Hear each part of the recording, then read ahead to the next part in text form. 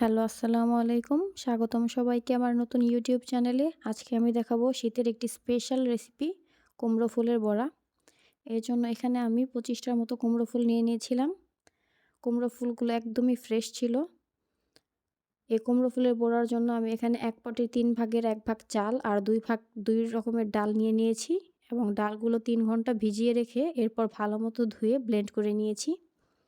এর সাথে আমি কিছু ধনিয়া পাতা, ৬ টার মতো পেঁয়াজ আর ৬-৭ টার মতো কাঁচামরিচ দিয়ে আবারও ব্লেন্ড করে নিয়েছিলাম। আপনি চাইলে ধনিয়া পাতার পরিবর্তে রসুনও দিয়ে দিতে পারেন অথবা রসুন, ধনিয়া পাতা একসাথে ২ টাই দিতে পারেন। আপনার যে ফ্লেভারটা বেশি ভালো লাগে আপনি সেটাই অ্যাড করতে পারেন। এখন আমি সবগুলো উপকরণ একসাথে ব্লেন্ড করে নিয়েছি আর পেঁয়াজ, মরিচ দেওয়ার পরে একটু হালকা করে ব্লেন্ড করে নিয়েছি যাতে একটু আস্ত থাকে।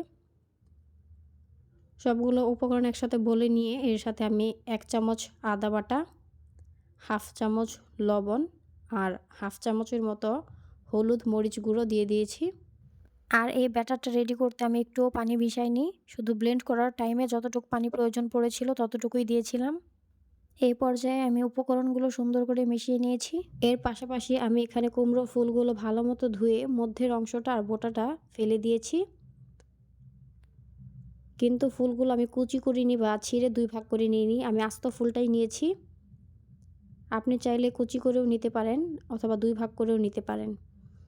এরপর ফুলগুলো আমি ভালোমতো ব্যাটারের মধ্যে ডিপ করে নিয়েছি। ফুলগুলো যেহেতু একটু শুষ্ক থাকে এর জন্য আমি ভালোমতো হাত দিয়ে মাখিয়ে নিয়েছি। ২ সাইডে ভালোমতো ব্যাটারটা লাগিয়ে এরপরে আমি এগুলো গরম তেলে দিয়ে দিচ্ছি। সবগুলো ফুল আমি এভাবে কোট করে নিয়েছি। এই ফুলগুলোকে কোট করার জন্য আমি যে চালটা ভিজিয়ে রেখেছিলাম এটা আমি আতপ চাল বা আওলা চালটা নিয়েছিলাম। কারণ এতে ফুলের কোটিংয়ের ওপরের অংশটা অনেক ক্রিস্পি হয়ে থাকবে আর অনেক টাইম পর্যন্ত এটা ক্রিস্পি থাকে, একটুও নেতিয়ে যায় না। সবগুলো ফুল আমি এভাবেই কোটিং করে দিয়ে এরপরে মিডিয়াম টু লো আঁচে ভেজে নিয়েছি। সুন্দর করে আমি উপরে তেলগুলো দিয়ে দিচ্ছি যাতে ২ সাইড একটু ভালোমতো সিদ্ধ হয়ে যায় আর ভাজা হয়ে যায়। এক সাইডটা একটু ভাজা হয়ে আসলে এরপর আমি এক এক করে সবগুলো ফুলই উল্টিয়ে দিয়েছি।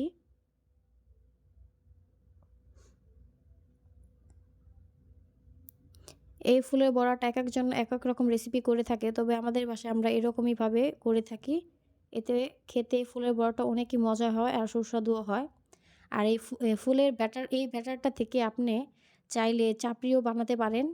আর ডালের পরিমাণটা একটু বাড়িয়ে দিলে আপনি শুধু বড়াও বানাতে পারেন।